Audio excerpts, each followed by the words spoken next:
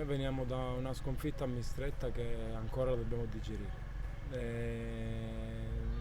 Con la consapevolezza che oggi era una partita abbastanza difficile, perché loro, faccio i complimenti, è una squadra abbastanza organizzata, una società organizzata, dove ci hanno messo in difficoltà, dove e soprattutto quando siamo passati in vantaggio, e ci hanno un po' fatto arretrare, e il nostro portiere è stato bravo a fare 2 interventi da portiere di categoria superiore, e noi siamo stati bravi a soffrire, che è quello che ci è mancato a Mistretta. Quando passiamo in vantaggio ci sta, soprattutto in queste categorie, che devi diventare un po' brutto a livello calcistico, ti metti là dietro e devi anche fare un po' il gioco sporco. Oddio, gioco sporco, stiamo parlando di un po' lanciare queste palle lunghe, di perdere un po' più di tempo, perché si sa, il calcio è questo.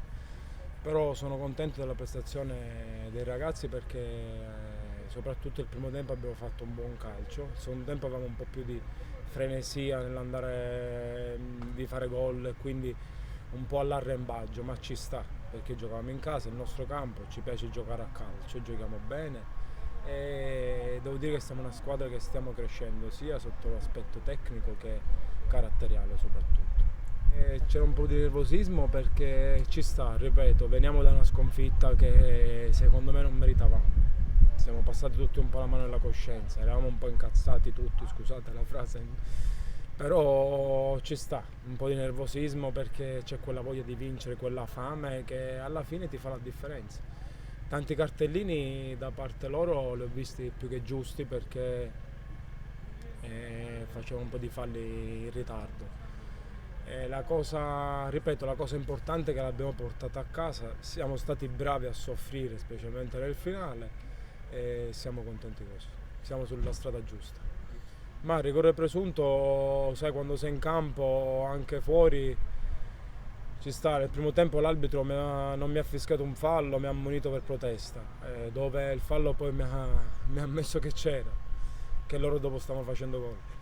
Secondo tempo, che ti dico, che per come lo può dare, per come non lo può dare. Poi l'arbitro, quello che decide è lui, e va bene così.